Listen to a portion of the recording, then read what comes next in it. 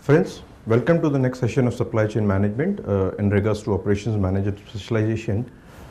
Just to revamp what we have discussed in the previous sessions is supply chain pipeline, the SIPOC model as in Bible for supply chain. In terms of customer demand and customer service, demand forecasting, different network models, how we go about it. Now, in the last session which we have discussed, we have seen across demand forecasting, its role, its objective, and how demand forecasting helps in terms of enhancing a customer service experience.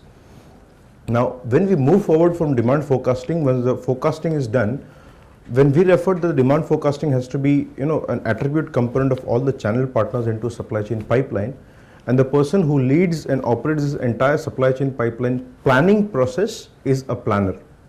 Now, planning is important because at each and every step, it is an association of the forecasting to an actual implementation of it. So what we're going to move now to another aspect of supply chain is planning and its implementation in regards to a supply chain operations. Now, when we refer planning and implementation is nothing but to identify the type of decisions we make in terms of forecasting that are best solved by an aggregate planning. What we have discussed, what is aggregate planning and other types of planning. We need to look forward in this particular session about aggregate planning and how the decisions we have made in terms of forecasting, how it can be associated with aggregate planning. We also need to understand the importance of aggregate planning as a supply chain activity. So when we do an aggregate planning, how it affects or what is impact on the supply chain pipeline. We need to describe the kind of information that is needed to produce an aggregate plan. The resources, the manpower, the machine, the material, all these resources which are there. So we need to describe the kind of information for achieving this aggregate plan. We need to understand and explain the basic trade-offs a manager as you and me makes when a production aggregate plan is prepared or when producing an aggregate plan.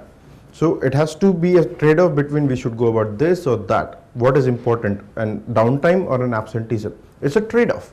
I need to explain the trade-off better, so it's going to be a fruitful situation in an organization having lesser of losses and higher of productivity yield. Also, we need to formulate and solve aggregate planning problems with using of some of the tools like Microsoft Excel or some quality tools. Now, moving forward, the aggregate planning which we've seen a basic process, the aggregate planning methodology is used to make decisions about your production, is being used to make decisions about your outsourcing, inventory and backlogs in your supply chain pipeline. Like the aggregate planning which we have developed or when we use it in entities or channel partners of supply chain, like production, we have an aggregate plan as what is the manpower required, which are the machines and tools and raw materials which we require, which are the consumables which require, our association of production department. Similarly, outsourcing in terms of purchase is whether we should make it or we should buy it from a vendor. So again, that is through an aggregate planning based on the lead time. Then it is inventory. For achieving that production plan, what is the amount of material we require into our stock level? Is it going to be overstock? It should not overstock. It should not be lesser than your stock. So it has to be in an inventory level. And what are the backlogs in the supply chain pipeline, how we can clear those backlogs and move ahead for as per our aggregate plan into a production or supply chain. We also need to identify the information which is required to produce an aggregate plan. What we have seen, manpower, material, resource, all those activities. So to identify these information which are required to produce an aggregate plan and outline the base trade-off in terms of then operations must be considered to create an optimal aggregate plan.